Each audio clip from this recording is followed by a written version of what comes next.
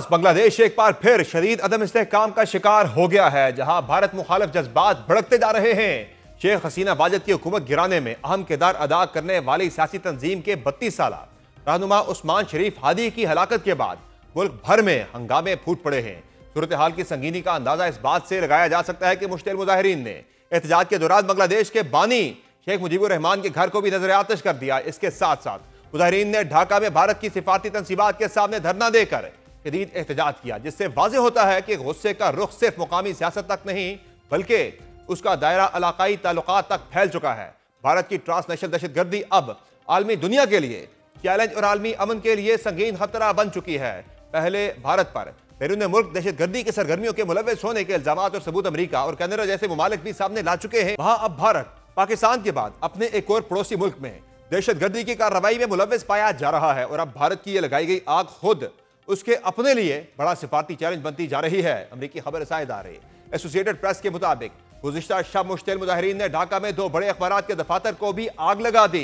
इन अखबार के दफातर के बाहर गुज़िश्ता चंद माह से मुसलसल मुजाहरे हो रहे थे और मुजाहिरीन का दावा था कि ये अखबार मुबैना तौर पर भारत के साथ करीबी रवाबित रखते हैं और मुल्की सियासत में भारतीय असर और रसूख को फरोग दे रहे हैं। उस्मान शरीफ हादी, जो इनकलाब मांचा कल्चर ग्रुप के तर्जुमान थे, जुमेरात की शाम सिंगापुर के एक अस्पताल में दम तोड़ गए, जहां वो गुज़िश्ता एक हफ्ते से जिंदगी और मौत की कशमकश में मुब्तला थे।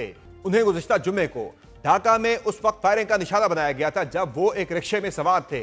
इन्हीं शाहिदीन के मुताबिक 2 मोटरसाइकिल सवारों ने उनका पीछा किया, करीब आकर फायरिंग की और मौका से फरार हो गए। बाज़ गैर मुल्की मीडिया रिपोर्ट्स के मुताबिक बांग्लादेशी हुकाम इस कत्ल के मुलजमान की शिनाख्त फैसल, करीम, मसूद और आलमगीर शेख के नाम से कर रहे हैं। हुकाम का कहना है कि इतलात है कि ये दोनों हमलावर फरार होकर भारत चले गए हैं। इसी तनाजुर में बांग्लादेश की वजारत खारजा ने भारत से बाज़ाब्ता तौर पर मुतालबा किया है कि उस्मान हादी पर कातिलाना हमले में मुलव्वस अफराद को बांग्लादेश के हवाले किया जाए और भारतीय हुकूमत से सरकारी जवाब भी तलब कर लिया गया है। उस्मान शरीफ हादी भारत और साबिक वज़ीर आज़म शेख हसीना वाजिद के सख्त नाक़दीन में शुमार होते थे। इनकलाब मांचा ग्रुप ने सोशल मीडिया पर जारी बयान में उन्हें हिंदुस्तानी बालादस्ती के खिलाफ जद्दोजहद करने वाला अजीम इनकलाबी करार देते हुए शहीद कहा है। एहतजाजी मुजाहिरों के दौरान शेख हसीना वाजिद पर भारत की सरपरस्ती का इल्जाम लगाया जा रहा है, जबकि मुजाहिरीन का कहना है कि यह पॉलिसी भारतीय वज़ीर आज़म नरेंद्र मोदी के लिए अब एक सियासी बोझ बन चुकी है।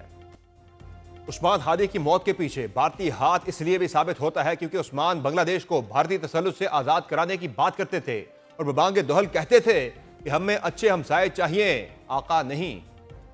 उस्मान हादी की हलाकत एक ऐसे वक्त में हुई है जब अबूरी हुकूमत ने फरवरी 2026 में आम इंतखाबात की तारीख का ऐलान किया था और खुद उस्मान हादी भी इन इंतखाबात में खुद मुख्तार उम्मीदवार के तौर पर हिस्सा लेने का इरादा रखते थे। दूसरी जानिब अबूरी हुकूमत के सरबराह और नोबेल इनाम याफ्ता डॉक्टर मोहम्मद यूनुस ने उस्मान हादी की मौत को एक नाकाबिल तलाफी नुकसान करार दिया है। उन्होंने वाज़ेह किया है कि जमहूरियत की जानिब सफर को खौफ, दहशतगर्दी या खून रेजी के जरिए रोका नहीं जा सकता। उनका कहना था कि अबूरी हुकूमत इस वाक़े की मुकम्मल और शफाफ तहकीकात को यकीनी बनाएगी। बांग्लादेश में पेश आई वाक़यात से मुतालिक आलमी मुबसरीन भी ये राय रखते हैं कि 2 कौमी नजरिया मरा नहीं।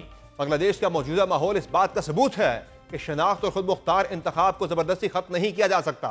माहिरीन के मुताबिक बांग्लादेश में हालिया एहतजाज इस्लाम पसंद नहीं बल्कि अवामी जज्बात, नौजवानों की तवानाई और मोतदल शहरी आवाज़ों की भरपूर अक्कासी करते हैं। बांग्लादेश का रद्द अमल भारत की 5 दहाइयों पर मुहित बालादस्ती की पॉलिसियों, दबाव की हिकमत अमली और रॉ के इदारा जाती मुदाखलत का नतीजा है। भारत के बालादस्ती के अज़ाइम को मुज़ाहमत का सामना होगा।